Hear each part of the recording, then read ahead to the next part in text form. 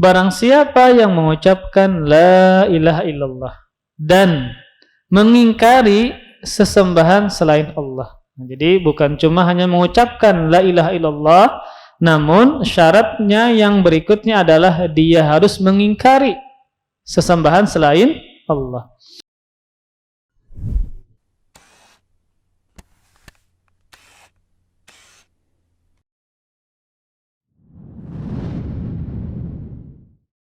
Assalamualaikum warahmatullahi wabarakatuh. Innal hamdalillah nahmaduhu wa nasta'inuhu wa nastaghfiruh wa na'udzu billahi min shururi anfusina wa min sayyiati a'malina. May yahdihillahu fala mudilla lahu wa may yudlil fala hadiyalah. Wa asyhadu an la ilaha illallah wahdahu la syarika lah wa asyhadu anna Muhammadan abduhu wa rasuluhu la nabiyya ba'dah. Qala Allah ta'ala fil Qur'anil Karim: Ya ayyuhalladzina amanu taqullaha haqqa tuqatih wa la tamutunna illa wa antum muslimun. Ya ayyuhan nasu taqu rabbakumul ladzi khalaqakum min nafsin wahidah wa khalaqa minha zawjaha wa batha minhuma rijalan katsiran wa nisaa'a wattaqullaha alladzi tasaaluna bihi wal arham innallaha kana 'alaikum raqiba. Ya ayyuhalladzina amanu taqullaha wa qulu qawlan sadida yuslih lakum a'malakum wa yaghfir lakum dhunubakum wa may yuti'illaha wa rasulahu faqad faza fawzan 'azima amma ba'du. Fa inna asdaqal hadithi kitabullah wa khairul huda huda Muhammadin sallallahu alaihi wa alihi wasallam wa syarrul umuri muhdatsatuha fa inna kulla muhdatsatin bid'ah wa kulla bid'atin dhalalah wa kulla dhalalatin finnar. Alhamdulillah, para ikhwah sekalian dan jamaah sekalian, senantiasa kita bersyukur kepada Allah Subhanahu wa taala. Kita masih diberikan nikmat umur, masih diberikan nikmat kesehatan yang kita gunakan dalam ketaatan kepada Allah Subhanahu wa taala. Semoga Allah Subhanahu wa taala menerima seluruh amal ibadah yang kita kerjakan dan senantiasa memberikan taufik kepada kita menuntut ilmu dan beribadah kepada Allah Subhanahu wa taala. Pada malam ini pertemuan terakhir dari bab yang ke-6, bab tafsir tauhid wa syahadati alla ilaha illallah.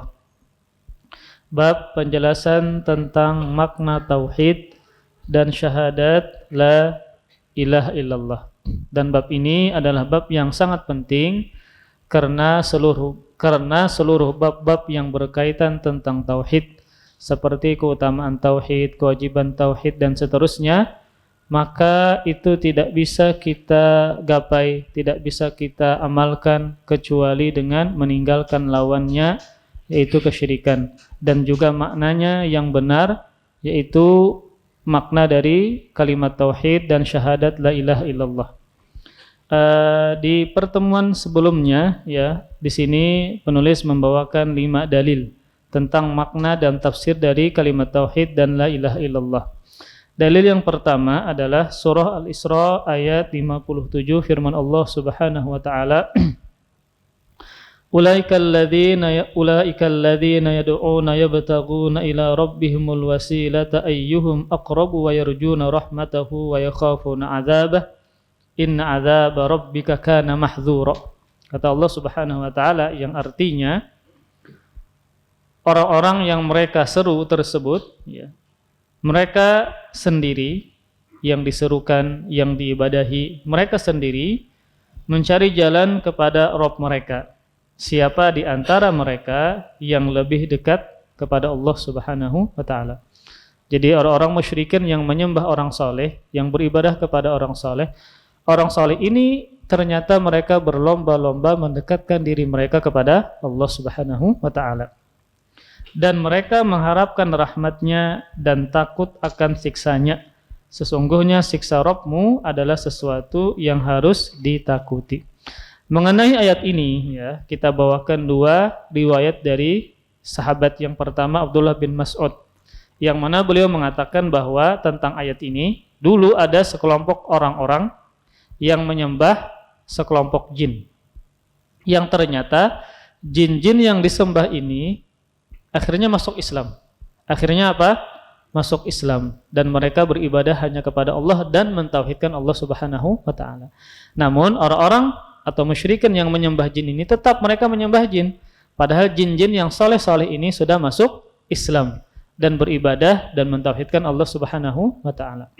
Kemudian yang kedua, Abdullah bin Abbas radhiyallahu taala anhuma, bahwa beliau berkata mengenai ayat tadi, yang intinya adalah kata beliau dulu ya, orang-orang musyrikin mengatakan kami beribadah kepada para malaikat ya, kami beribadah kepada Nabi Isa dan kepada Uzair.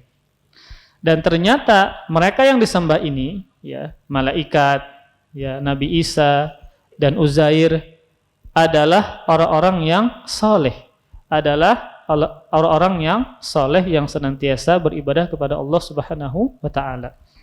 Kemudian Syekhul Islam Ibnu Taimiyah mengatakan, maka kata beliau, pendapat-pendapat ini benar ya, bahwasanya orang-orang musyrikin yang menyembah orang soleh, mau mereka itu adalah jin atau malaikat atau Nabi Isa atau Uzair, maka semua yang disembah selain Allah, maka mereka melakukan kesyirikan. Dan yang disembah ini, orang-orang soleh ini, ternyata justru mereka beribadah dan mentauhidkan Allah Subhanahu wa taala. Maka sisi pendalilannya dari bab ini adalah orang-orang yang disembah oleh orang musyrikin, orang-orang soleh ini, baik berupa jin ataupun dari kalangan manusia, seperti Nabi Isa alaihissalam, ternyata mereka adalah hamba-hamba Allah yang senantiasa beribadah dan mentauhidkan Allah Subhanahu wa taala. Maka inilah makna dari tafsir tauhid, yaitu hanya menyembah dan beribadah kepada Allah Subhanahu wa taala. Kemudian tentang ayat ini ada beberapa faidah. Faidah yang pertama adalah ayat ini sebagai bantahan terhadap orang-orang yang berdoa meminta hajatnya kepada orang-orang soleh, baik berupa meminta menghilangkan bahaya ya, menolak mudarat atau mendatangkan manfaat. Padahal dua jenis permintaan ini, dua jenis hajat ini tidak bisa dilakukan kecuali hanya kepada Allah Subhanahu wa taala. Berarti ada kesyirikan, menyamakan orang-orang soleh tadi dengan Allah Subhanahu wa taala, karena mereka meyakini orang soleh ini mampu menolak mudarat dan mendatangkan manfaat. Maka ini adalah kesyirikan. Padahal orang-orang soleh ini ternyata mereka tidak melakukan kesyirikan. Bahkan mereka beribadah dan hanya menyembah kepada Allah Subhanahu wa taala. Kemudian faedah yang kedua, ayat ini juga sebagai bantahan ya, terhadap orang yang berdoa kepada orang yang soleh. Kemudian dia mengatakan, aku tidak melakukan kesyirikan. Aku tidak melakukan kesyirikan. Kata dia, yang dinamakan kesyirikan adalah beribadah kepada patung. Nah, beribadah kepada patung. Maka ayat ini membantah. Kenapa? Karena mereka melakukan kesyirikan karena berdoa beribadah kepada orang soleh. Jadi yang namanya syirik adalah bukan hanya menyembah kepada patung saja, kepada batu ya, kepada pohon, bukan. Tetapi bisa juga terjerumus ke dalam praktek kesyirikan berupa berdoa kepada orang-orang soleh. Nah, seperti datang ke kuburan, kemudian dia meminta agar dimasukkan ke dalam surga, agar dihindarkan dari neraka, agar luas rizkinya. Padahal permintaan-permintaan tersebut tidak ada yang bisa melakukan kecuali hanya Allah Subhanahu wa taala. Maka praktek kesyirikan dari sejak dulu sampai zaman sekarang bukan hanya difahami dan diyakini hanya sebatas penyembahan kepada berhala atau patung saja, bahkan bisa beribadah kepada orang-orang soleh. Entah dari kalangan Nasrani yang beribadah kepada Nabi Isa, yang menyembah Nabi Isa, orang soleh bukan patung, dan seterusnya. Kemudian faedah yang ketiga dari ayat ini adalah kesalehan orang-orang yang disembah, kesolehan orang-orang yang disembah bukan berarti bisa membolehkan kesyirikan dengan mereka. Kan mereka ini orang soleh, orang baik. Maka kesolehan orang-orang ini bukan sebagai pembenaran bolehnya melakukan kesyirikan kepada mereka. Mereka adalah seorang manusia yang juga dituntut untuk beribadah dan hanya beribadah kepada Allah Subhanahu wa taala. Kemudian faedah yang keempat adalah ayat ini menjelaskan tentang besarnya rasa takut para nabi dan orang-orang soleh kepada Allah. Nah, ayat ini menjelaskan tentang besarnya rasa takut mereka, para nabi ya, dan orang-orang soleh kepada Allah Subhanahu wa ta'ala. Makanya mereka mengharap rahmat Allah Subhanahu wa ta'ala. Kemudian faedah yang kelima adalah ayat ini sebagai penjelas penetapan tentang sifat rahmat dari Allah Subhanahu wa ta'ala. Allah memiliki sifat rahmat, kasih sayang. Maka di dalam ayat ini menjelaskan tentang atau dalil bahwasanya Allah memiliki sifat rahmat atau kasih sayang ya, yang sesuai dengan kebesaran dan keagungan Allah Subhanahu wa ta'ala. Kemudian dalil yang kedua, surah Az-Zukhruf ayat 26 dan 27. Firman Allah Subhanahu wa ta'ala, "Wa idz qala Ibrahimu li abihi wa qaumihi innani bara'um mimma ta'budun. Illa alladzi fatarani fa innahu sayahdin." Dan ingatlah ketika Ibrahim berkata kepada ayahnya ya, dan kaumnya, ayah dan kaumnya.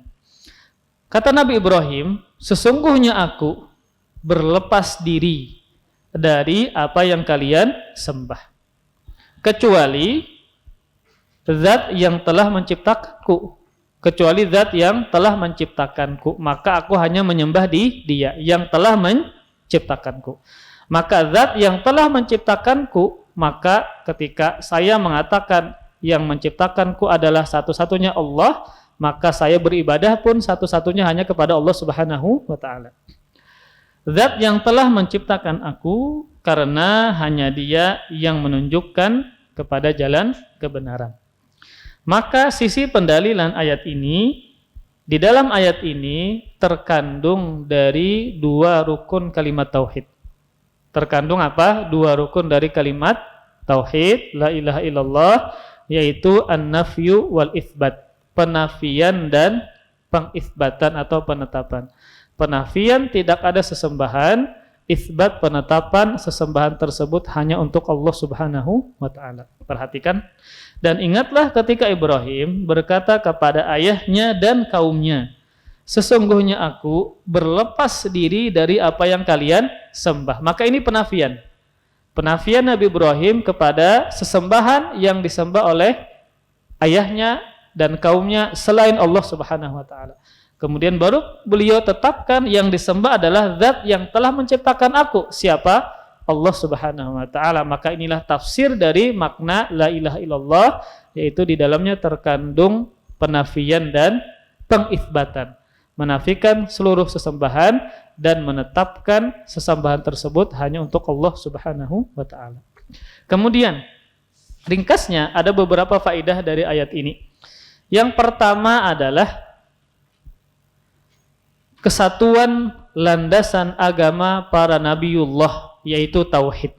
Kalau pian perhatikan, ketika mereka mengajak ya, berdakwah kepada kaumnya, maka semua para nabi dan para rasul sama ajakan mereka ketika berdakwah. Yang pertama adalah tauhid.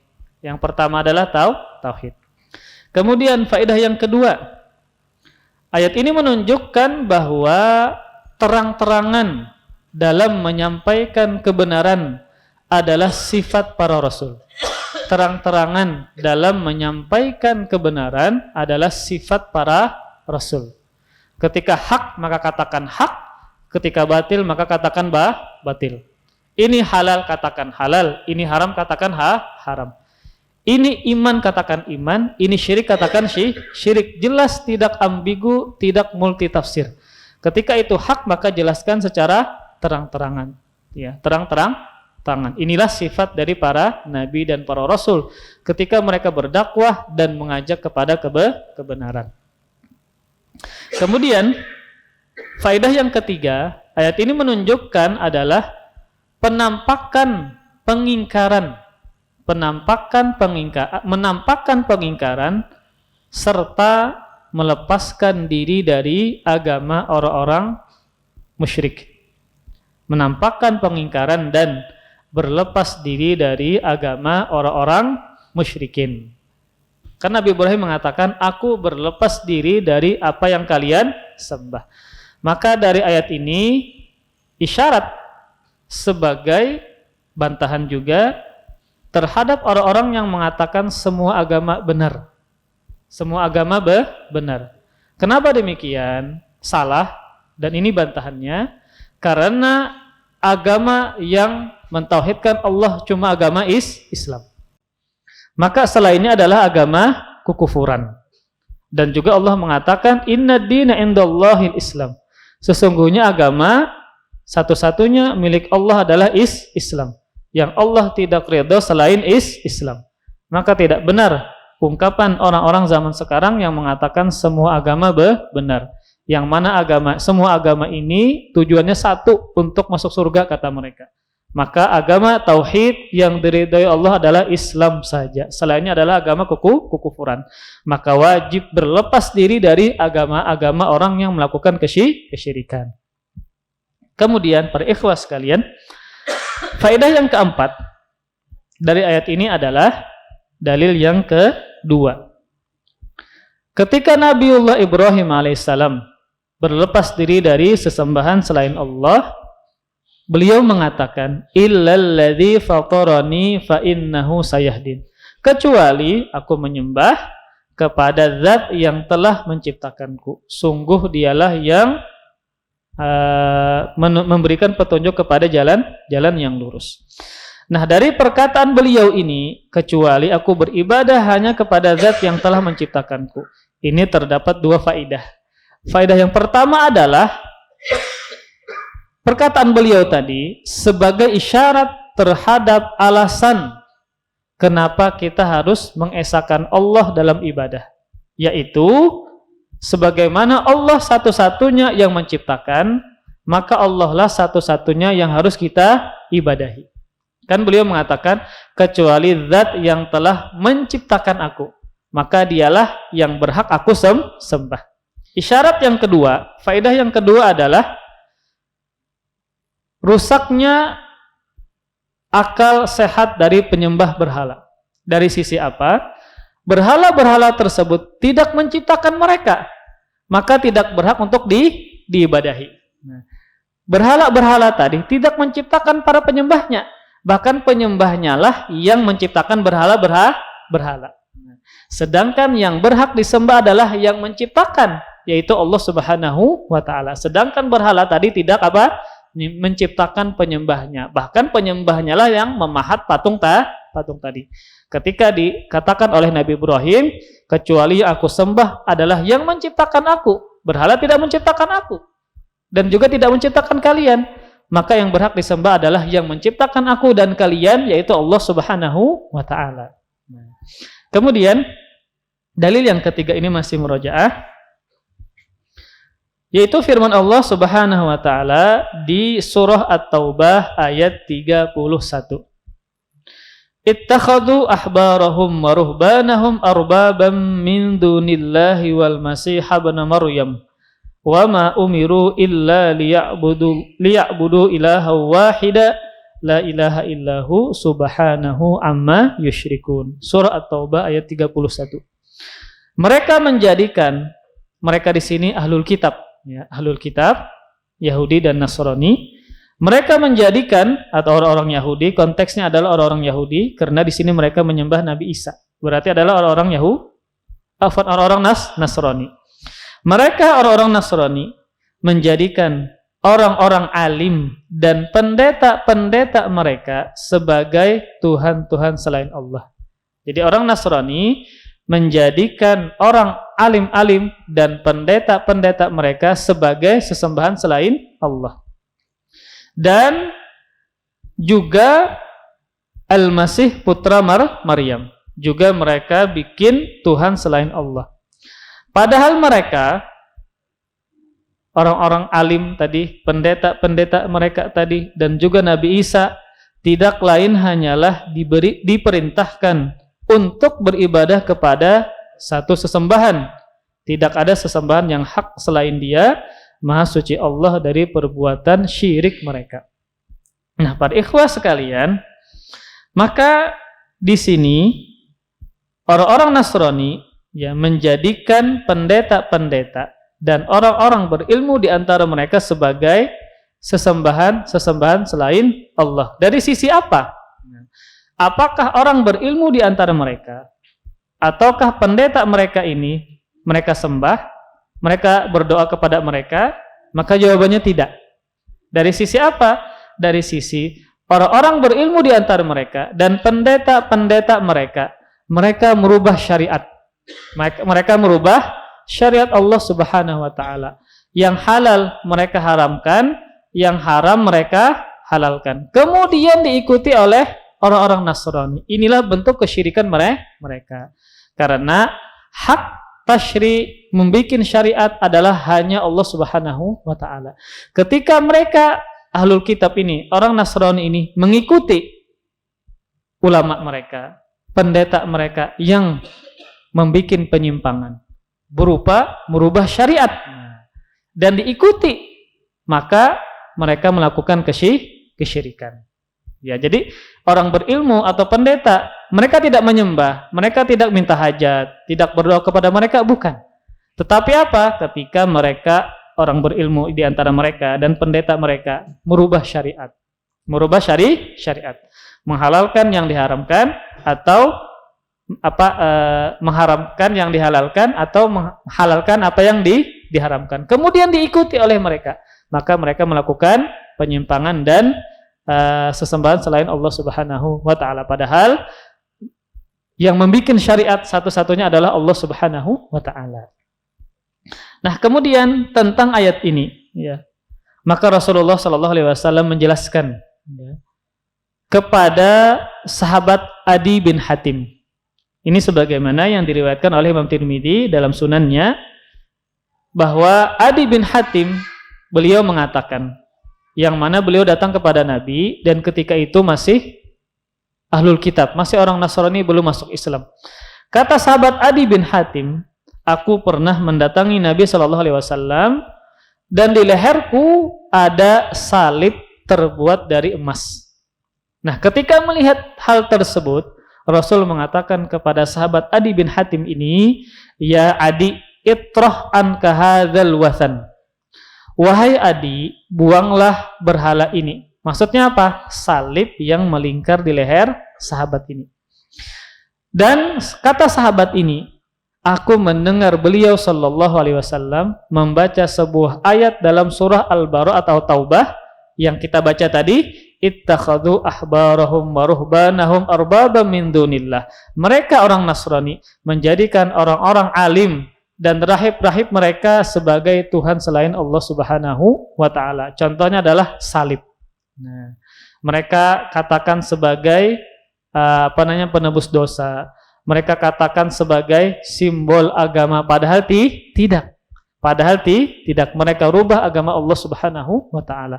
Ketika diikuti, maka mereka melakukan kesyirikan kepada Allah Subhanahu wa taala dengan menjadikan syariat-syariat sebagai tandingan bagi syariat Allah Subhanahu wa taala yang dibikin oleh siapa? Orang ilmu dan pendeta-pendeta dari ahlul kitab. Maka dari ayat ini ada beberapa faidah, afwan. Nah, dalam hadis yang lain, ulun bacakan lagi.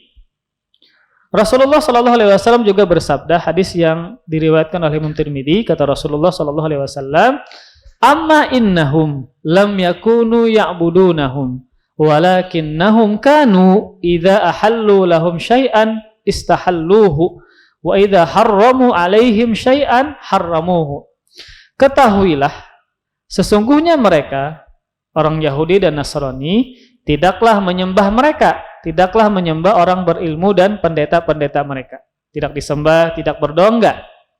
Akan tetapi, jika mereka orang berilmu dan pendeta-pendeta tersebut menghalalkan sesuatu yang diharamkan Allah, mereka ikut menghalalkannya. Dan jika mereka mengharamkan sesuatu yang dihalalkan Allah, maka mereka ahlul kitab ini ikut mengharamkannya. Jadi ketika orang-orang berilmu, ahlul kitab atau pendeta mereka menghalalkan apa yang diharamkan oleh Allah, maka ahlul kitab ikut juga menghalalkan. Maka disinilah bentuk kesyirikan mereka, karena membuat tandingan syariat selain syariat Allah Subhanahu wa taala. Maka di sini para ikhwah sekalian ada beberapa faidah dari dalil yang ketiga tadi. Yang pertama adalah termasuk dalam kandungan makna tauhid dan syahadat la ilaha illallah adalah taat kepada Allah Subhanahu wa taala dalam masalah penghalalan dan pengharaman. Makanya ketika ada seseorang yang menghalalkan apa yang Allah haramkan, jelas perkaranya, sudah masyhur perkaranya, maka dia telah apa, Pak? Murtad. Contoh zina. Ada enggak yang mengatakan dan menyatakan zina itu halal? Semua orang muslimin tahu, yang awamkah, yang berilmukah, bahwa zina haram. Kemudian ada orang yang mengatakan zina halal, maka dia apa? Menghalalkan apa yang Allah haramkan. Maka hukumnya apa, Pak? Dia murtad. Karena sudah jelas, ya, termasuk perkara agama yang sangat mudah diketahui bahwa zina hukumnya haram. Lalu dia menghalalkannya, maka dia telah murtad, mengganti syariat Allah Subhanahu wa taala. Maka begitu pula siapa? Ahlul kitab ini. Mereka mengikuti orang yang menyimpang berupa ulama dan pendeta mereka mengharamkan apa yang Allah haramkan, kemudian diikuti, atau sebaliknya. Maka faedah yang kedua adalah tidak ada ketaatan kepada makhluk dalam kemaksiatan kepada Allah Subhanahu wa taala. Merubah syariat adalah haram, maksiat, maka tidak boleh diikuti. Sebagaimana ahlul kitab mengikuti dari orang berilmu atau pendeta-pendeta mereka. Ini sebagaimana kalau kita memiliki orang tua kita menyuruh kepada perbuatan maksiat, maka tidak boleh diikuti. Karena perintah Allah lebih tinggi dibandingkan dengan perintah orang tua. Begitu pula ketika ada guru kita, ustadz kita yang ternyata keliru, ternyata beliau menyuruh kita kepada hal maksiat, maka tidak boleh diikuti. Tidak boleh diikuti.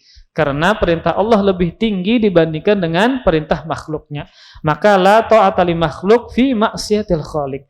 Tidak ada ketaatan kepada makhluk dalam rangka bermaksiat kepada Allah Subhanahu wa taala. Misal, ya, bini menyuruh laki mencari gawean apapun yang penting dapat duit. Nah, mau yang halalkah, yang haramkah, bolehkah dia pian ikuti? Tidak boleh. Apakah gawi pian apakah aja? Ya. Maka tidak boleh diikuti ketika dia menyuruh kepada kemaksiatan. Karena perintah Allah lebih tinggi dibandingkan dengan makhluknya siapapun dia. Mau orang tua kita, guru kita, istri kita, kalau salah maka tidak boleh diikuti. Kemudian, faedah yang ketiga dari ayat tadi. Maka, siapapun yang mentaati makhluk dalam menghalalkan apa yang diharamkan Allah, atau mengharamkan apa yang dihalalkan Allah, berarti dia telah menjadikan makhluk tersebut yang mengganti syariat tadi sebagai tandingan bagi Allah Subhanahu wa taala. Maka dia telah melakukan kesyirikan. Kemudian faedah yang keempat, ulama tidaklah maksum. Ini terjadi kepada ahlul kitab. Ulama-ulama mereka ternyata melakukan penyelewengan, melakukan penyimpangan. Berupa apa? Merubah syariat Allah Subhanahu wa taala. Maka orang berilmu pun bisa melakukan kesalahan. Mereka tidak maksum. Yang maksum adalah para nabi dan para rasul. Kewajiban kita ketika kita mengetahui ada guru kita, ustadz kita yang salah, maka harus diluruskan, bukan didiamkan. Makanya tidak boleh kita fanatik kepada seorang guru, tidak boleh. Kenapa? Karena kalau kita fanatik dan guru tadi salah, pian kada menagur, bahkan bisa membenarkan. Maka kewajiban kita, siapapun dia, dan sebagai bentuk pengamalan kita terhadap hadis Nabi, man ra'a minkum munkaran falyughayyirhu biyadi al-hadis. Barang siapa di antara kalian yang melihat kemungkaran, maka wajib dia merubahnya, siapapun dia. Maka ulama, ustadz, guru bisa salah. Ketika salah, maka kewajiban kita adalah meluruskan. Dan juga sebagai bentuk kasih sayang kita kepada orang yang kita cintai. Kalau salah, maka diluruskan dan dinasihati agar tidak terus dalam kesalahan. Kemudian faedah yang kelima adalah bahayanya ulama yang sesat lagi menyesatkan terhadap umat. Karena ulama itu panutan, diikuti. Kalau dia sendiri tersesat, bahkan bisa menyesatkan orang lain. Maka inilah pentingnya mencari seorang guru seorang alim yang senantiasa berpatokan kepada dalil, kepada Al-Quran dan Sunnah sesuai dengan pemahaman salafus saleh. Karena ketika kita memiliki seorang panutan, ya, ternyata panutan kita tidak menyandarkan ucapannya, ya, ilmunya kepada dalil Al-Quran dan Sunnah, maka dikhawatirkan dia terjerumus ke dalam kesalahan. Maka sanad kita, penyandaran ilmu kita adalah Al-Quran dan Sunnah sesuai dengan pemahaman salafus saleh. Karena ulama ketika dia tergelincir mengalami kesalahan, dia akan diikuti oleh orang-orang. Ya. Maka wajib kita mencari ulama atau guru yang senantiasa menyandarkan kepada dalil agar kita tenang ketika beribadah kepada Allah Subhanahu wa taala karena rujukannya jelas. Kemudian ayat ini juga menjelaskan terhadap bentuk penyimpangan ahlul kitab. Apa bentuk penyimpangan mereka? Mereka mengikuti orang-orang atau ulama-ulama atau pendeta-pendeta yang melakukan penyimpangan berupa merubah syariat Allah Subhanahu wa taala. Selain mereka menyembah Nabi Isa, ternyata mereka mengikuti apa? Orang-orang yang menyimpang berupa merubah syariat Allah Subhanahu wa taala. Kemudian faedah yang selanjutnya, ayat ini menunjukkan pensucian Allah Subhanahu wa taala dari sekutu. Ya, Allah mengatakan di akhir ayat, Subhanahu amma yusyrikun. Maha suci Allah dari perbuatan kesyirikan yang mereka lakukan. Kemudian dalil yang keempat dari bab ini adalah surah Al-Baqarah ayat 165. Wa minan nasi may yattakhidhu min dunillahi andada yuhibbunahum ka hubbillah. Walladzina amanu asyaddu hubban lillah. Dan di antara manusia ada orang-orang yang menyembah Tuhan selain Allah sebagai tandingan, yang mereka mencintai seperti mereka mencintai Allah. Ada orang-orang yang atau musyrikin yang mereka mencintai berhala sebagaimana mereka mencintai Allah Subhanahu wa taala. Adapun orang-orang yang beriman sangat besar cintanya kepada Allah Subhanahu wa taala. Maka ayat ini Allah menyebutkan keadaan orang-orang musyrikin terhadap Allah, yaitu orang-orang musyrikin mereka mencintai berhala mereka sebagaimana mereka mencintai Allah Subhanahu wa taala. Maka mereka melakukan kesyirikan dari sisi apa? Mencintai Allah. Nah, para ikhwah sekalian, dalam ayat ini ada beberapa faedah. Faedah yang pertama adalah termasuk makna tauhid. Nah, termasuk tafsir dari tauhid dan la ilaha illallah adalah mengesahkan Allah dengan kecintaan yang sempurna. Mengesahkan Allah dengan kecintaan yang sempurna yang didasari dengan kehinaan dan ketundukan dan pengagungan kepada Allah Subhanahu wa taala.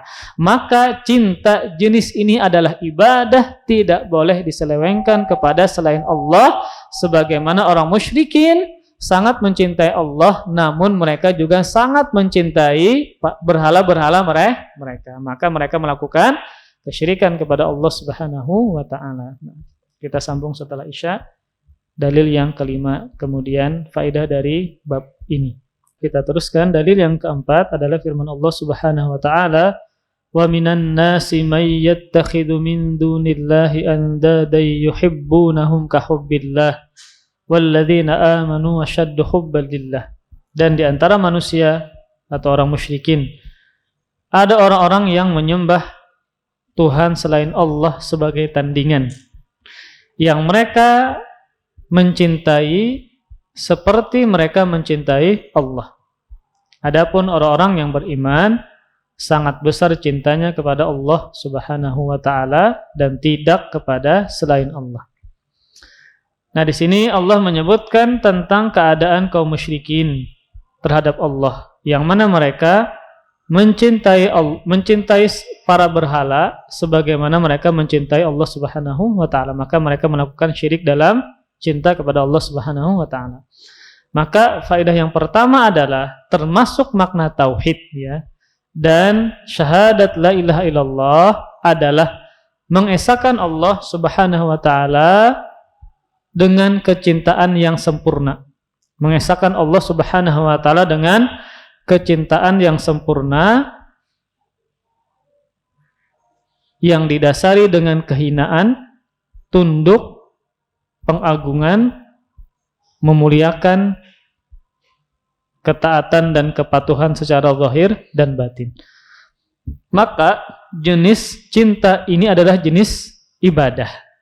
Cinta ini adalah jenis ibadah. Cinta yang sangat sempurna, yang sangat mencintai Allah Subhanahu wa taala disertai dengan kehinaan, memuliakan keagungan, tunduk dan patuh secara zahir dan batin. Maka tidak boleh ditujukan kepada selain Allah Subhanahu wa taala sebagaimana orang musyrikin, mereka sangat mencintai berhala mereka sebagaimana mereka mencintai Allah Subhanahu wa taala. Kemudian faedah yang berikutnya adalah ayat ini menunjukkan bahwa orang musyrikin juga mencintai Allah. Orang musyrikin apa? Juga mencintai Allah. Tetapi cinta mereka terhadap Allah tidak bermanfaat. Nah, cintanya mereka terhadap Allah apa? Tidak bermanfaat. Dan tidak memasukkan mereka ke dalam Islam. Nah, kan di sini Allah mengatakan yuhibbunahum kahubbillah. Mereka mencintai tandingan-tandingan tadi seperti mereka mencintai Allah. Ini menunjukkan orang musyrikin tersebut mencintai Allah. Namun cintanya mereka kepada Allah tidak bermanfaat dan tidak memasukkan mereka ke dalam Islam. Kenapa? Karena mereka telah melakukan kesyirikan kepada Allah dalam masalah mencintai tadi. Mereka sangat mencintai berhala mereka, tandingan-tandingan selain Allah sebagaimana mereka mencintai Allah Subhanahu wa taala. Namun cintanya mereka terhadap Allah tidak bermanfaat sedikit pun dan tidak memasukkan mereka ke dalam Islam karena mereka melakukan kesyirikan kepada Allah dalam mencintai. Kemudian dalil yang kelima dari bab ini yang terakhir, ini sebagaimana yang diriwayatkan oleh Imam Muslim, ya, bahwa Nabi Shallallahu Alaihi Wasallam bersabda, "Man qala la ilaha illallah wa kafara bima yu'badu min dunillah, haruma maluhu wa damuhu wa hisabuhu 'ala Allah." Barang siapa yang mengucapkan la ilaha illallah dan mengingkari sesembahan selain Allah. Jadi bukan cuma hanya mengucapkan la ilaha illallah, namun syaratnya yang berikutnya adalah dia harus mengingkari sesembahan selain Allah. Niscaya haramlah harta dan darahnya, adapun hisabnya, perhitungannya diserahkan kepada Allah Subhanahu wa taala. Maka ini tidak boleh diperangi, ya, ketika ada orang yang mengucapkan kalimat la ilaha illallah dan dia juga secara zahir mengingkari sesembahan selain Allah Subhanahu wa taala, maka dia tidak boleh diperangi. Nah, inilah tafsiran dari tauhid dan la ilaha illallah, tidak hanya sebatas mengucapkannya, namun juga harus dia wa kafara bima yu'badu min dunillah. Dia harus mengingkari, kufur terhadap sesembahan selain Allah Subhanahu wa taala. Nah, maka dalam hadis ini Rasul menjelaskan, ya, bahwa tidak boleh memerangi seseorang, ya, membunuh seseorang ketika dia terkumpul darinya dua perkara. Yang pertama, dia mengucapkan la ilaha illallah. Yang kedua, orang tersebut mengingkari segala sesuatu yang disembah selain Allah Subhanahu wa taala. Maka jika dua perkara ini terdapat pada seseorang, maka tidak boleh diperangi, tidak boleh diambil hartanya sebagai harta ghanimah dan seterusnya. Nah, ketika orang ini, ya, jujur benar mengucapkan la ilaha illallah dan mengingkari segala sesuatu selain sesembahan selain Allah, dia jujur, maka Allah membalasnya dengan surga. Namun ketika yang mengucapkannya adalah orang munafik, maka hisabnya dikembalikan kepada Allah dengan Allah mengadab dia. Berarti apa? Dia tidak meyakini dengan sebenar-benarnya. Dia hanya mengucapkan secara zahir saja. Maka perhitungannya dikembalikan kepada Allah dan dia masuk ke dalam nerakanya Allah Subhanahu wa taala. Kemudian ada beberapa faedah dari hadis ini. Yang pertama adalah hadis ini merupakan dalil bahwa tidak cukup hanya mengucapkan la ilaha illallah. Maka syarat yang kedua, dia harus kufur, ingkar terhadap sesembahan selain Allah Subhanahu wa taala. Maka ini adalah isyarat ya, dan juga sebagai nasihat ya, betapa banyak orang yang pandai mengucapkan la ilaha illallah, berzikir banyak la ilaha illallah, hanya sekadar pengucapan saja, namun misalnya mereka melakukan kesyirikan kepada Allah Subhanahu wa taala karena tidak paham makna tauhid, bahwa dia harus kufur kepada sesembahan selain Allah Subhanahu wa taala. Kemudian faedah yang kedua, yaitu kita menghukumi seseorang sesuai dengan zahirnya, Ketika ada seseorang yang mengucapkan 2 kalimat syahadat ya, dan dia misalnya mengatakan saya meyakini bahwa tidak ada dia mengatakan bahwa saya mengingkari sesembahan selain Allah, maka kita secara zahir kita harus kita harus terima. Namun hisabnya, isi hatinya diserahkan kepada Allah Subhanahu wa taala. Bisa jadi dia orang munafik ya, atau dia hanya mengelabui saja dan seterusnya. Maka kita menghukumi secara zahir saja. Wallahu a'lam bishawab. Kemudian kita baca ini yang terakhir, yaitu kandungan dari bab yang ke-6 ini, yaitu bab tentang tafsir tauhid dan juga makna la ilaha illallah. Penulis mengatakan ini fihi masail ya. Ada beberapa kandungan dari bab ini. Fihi akbarul masail wa ahammuha wa hiya tafsirut tauhid wa tafsirus syahadah wa bayyanaha bi umurin wadihah. Minha ayatul Isra bayyana fiha ar-raddu 'alal musyrikin alladzina yad'una as-solihin fa fiha bayanu anna hadza huwa syirkul akbar. Adapun kandungan bab ini ya menyangkut masalah yang paling besar dan paling mendasar, yaitu pembahasan tentang makna tauhid dan syahadat. Dan masalah-masalah tersebut ya diterangkan dalam bab ini dengan beberapa hal yang sangat jelas. Di antaranya adalah 1. Ayat dalam surah Al-Isra. Ini dalil yang pertama ya. Surah Al-Isra, kita kembali. Mana tadi? Yaitu firman Allah Subhanahu wa taala, ulaikal ladzina yad'una yabtaguna ila rabbihimul wasilata ayyuhum aqrabu wa yarjuna rahmatah wa yakhafuna 'adzabah inna 'adzaba rabbika kana mahdhura. Orang-orang yang mereka sembah, yang mereka seru tersebut, mereka sendiri mencari jalan kepada Rabb mereka, siapa di antara mereka yang lebih dekat kepada Allah, dan mereka mengharapkan rahmatnya dan takut akan azabnya, sesungguhnya azab Rabbmu itu sesuatu yang harus ditakuti. Nah, ayat dalam surah Al-Isra tadi, di dalam ayat ini ya, Allah Subhanahu wa taala menjelaskan bantahan terhadap kaum musyrikin yang berdoa, yang meminta kepada orang-orang saleh. Kenapa? Orang saleh ternyata meminta dan berdoa hanya kepada Allah Subhanahu wa taala. Maka itu dalam ayat di atas terdapat penjelasan bahwa perbuatan mereka ini adalah syirik besar, yaitu mereka meminta berdoa kepada orang-orang saleh. Padahal orang-orang saleh ini meminta dan berdoa hanya kepada Allah Subhanahu wa taala. Kemudian yang kedua, wa minha qauluhu sallallahu alaihi wasallam, kandungan yang kedua, kelewatan. Wa minha ayatu bara'ah. At-Taubah ayat 1, bayyana fiha anna ahlal kitab ittakhadhu ahbarahum wa ruhbanahum arbaba min dunillah. Kandungan yang kedua, ayat dalam surah Bara'ah At-Taubah. Dalam ayat ini Allah menjelaskan bahwa ahlul kitab telah menjadikan orang-orang alim dan pendeta mereka sebagai sesembahan selain Allah. Dan Allah menjelaskan bahwa mereka hanya diperintahkan untuk beribadah kepada Allah yang Maha Esa, yaitu Allah Subhanahu wa taala.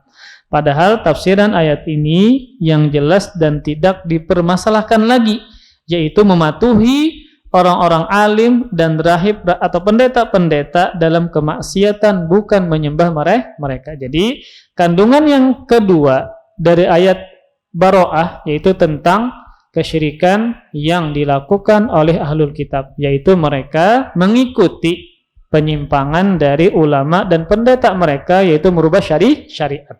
Padahal hak syariat adalah Allah Subhanahu wa taala. Ketika diikuti maka mereka melakukan kesyirikan. Karena mentaati Allah dalam penghalalan dan pengharaman termasuk makna dari kalimat tauhid. Kemudian kandungan kita habiskan. Kandungan yang ketiga, wa bayyana annahum lam yu'maru illa bi an ya'budu ilaha wahida. Ma anna tafsiraha alladhi la iskala fihi ta'atul ulama'i wal ubbadi fil ma'siyah la du'a'uhum iyyahum.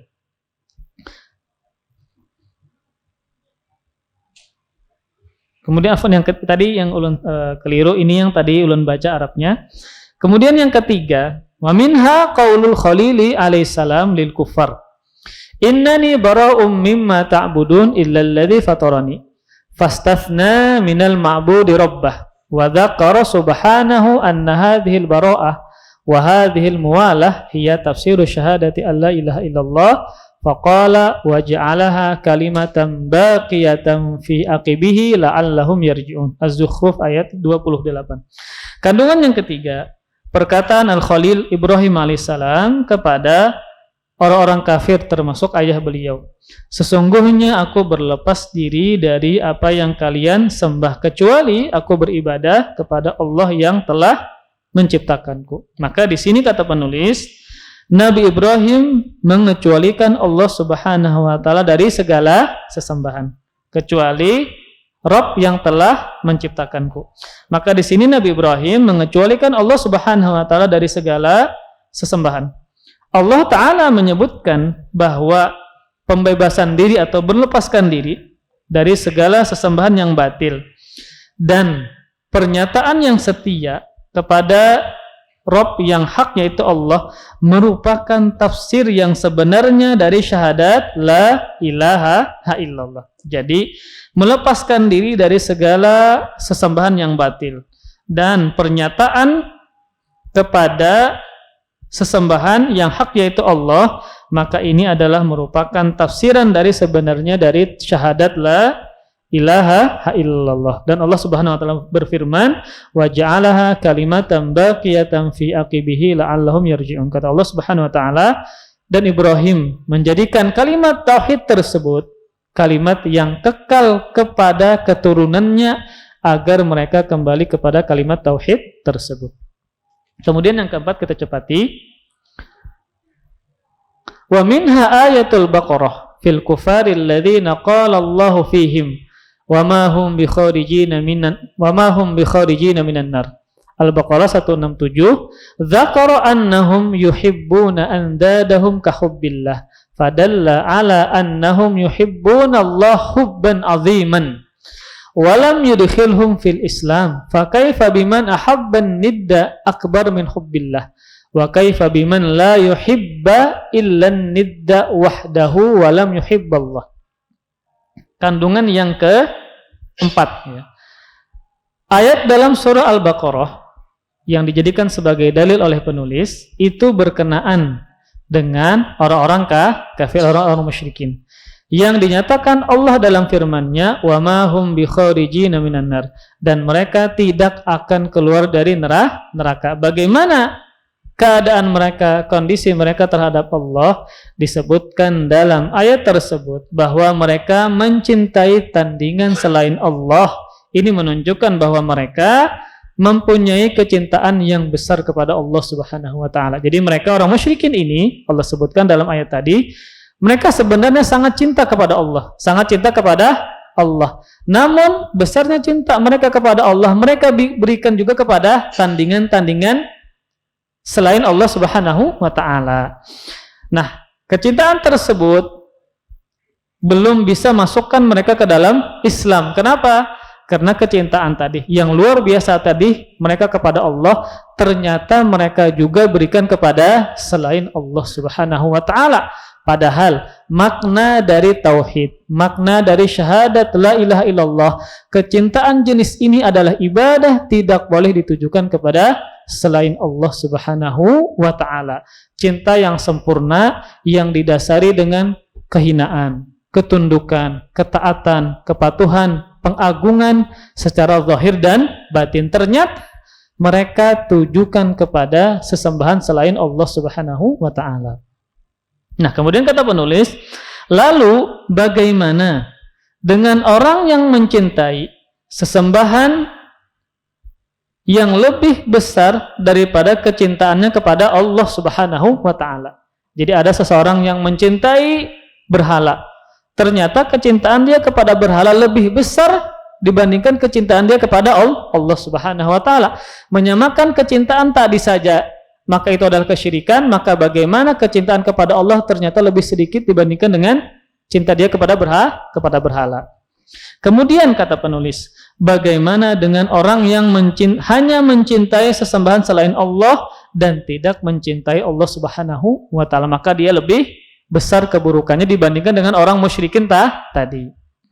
Kemudian faedah kandungan yang kelima, wa minha qauluhu sallallahu alaihi wasallam, man qala la ilaha illallah wa kafara bima yu'badu min dunillah haruma maluhu wa damuhu wa hisabuhu 'ala Allah. Wa hadza min a'zami ma yubayyinu ma'na la ilaha illallah. Fa innahu lam yaj'alit talaffuzu biha 'asiman lid-dam wal mal, bal wala ma'rifata ma'naha ma'alabdiha, bal wala al-iqrar bidzalika, bal wala kaunahu la yad'u illa Allah wahdah la syarikalah, bal la yahrumu maluhu wa damuhu hatta yudifa ila dzalikal kufra bima yu'badu min dunillah. Penulis mengatakan kandungan yang terakhir, sabda Rasulullah sallallahu alaihi wasallam yang artinya, barang siapa yang mengucapkan la ilaha illallah dan mengingkari sesembahan selain Allah Subhanahu wa taala, maka harta dan darahnya haram, sedangkan hisabnya, perhitungannya ada pada Allah Subhanahu wa taala. Penulis mengatakan ini termasuk hal yang terpenting yang menjelaskan pengertian la ilaha illallah. Sebab apa yang dijadikan oleh Rasulullah sallallahu alaihi wasallam sebagai pelindung darah dan harta bukan hanya sekedar mengucapkan kalimat la ilaha illallah.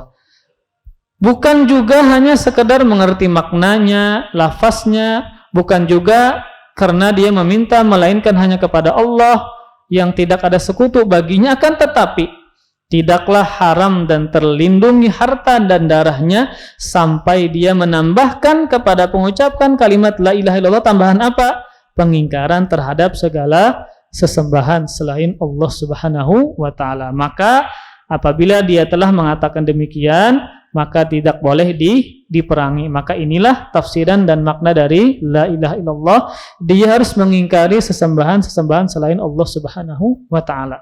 Maka ini menunjukkan bahwasanya seseorang yang muslim, mukmin ya, maka tidak hanya sekadar dia mengucapkan kalimat ini, berzikir dengan kalimat ini, dia harus faham makna syirik, faham apa iman, tauhid dan seterusnya, sehingga dia benar-benar bisa menerapkan makna dari la ilaha illallah, yaitu kufur kepada sesembahan selain Allah Subhanahu wa taala. Wallahu a'lam bissawab. Insyaallah kita teruskan bab yang ketujuh tentang memakai gelang atau kalung dan sejenisnya sebagai pengusir dan penangkal mara bahaya. Nah, ini banyak terjadi kepada kita. Ada gelang, ya dulu pas raminya orang tenggelam di pantai selatan. Nah, lalu kita mengulah jaratan banang di batis, di jari, ya, dan seterusnya. Bayi nang baru lahir, anak nang baru lahir, ada benang hitam, nah digelangkan, dikalungkan macam-macam. Untuk apa? Supaya jangan diganggu jin, supaya jangan penggaringan. Tetap aja penggaringan. Maka kita bahas insyaallah di pertemuan berikutnya. Benarkah ada yang selama ini menjadi tradisi kalau ada anak yang baru lahir macam-macam dikalungakan, digalangakan, warnanya hirang, apa yang tahu aja sudah. Maka kita bahas insyaallah di pertemuan berikutnya. Wallahu alam. Bisa kita akhiri dengan kafaratul majlis. Subhanakallahumma bihamdika asyhadu an la ilaha illa anta astaghfiruka wa atubu ilaik. Wassalamualaikum warahmatullahi wabarakatuh. Terima kasih. Jazakumullah khairan wa barakallahu fikum. Video ini dibuat atas partisipasi dari donasi Anda. Semoga menjadi amal jariah bagi Anda semuanya.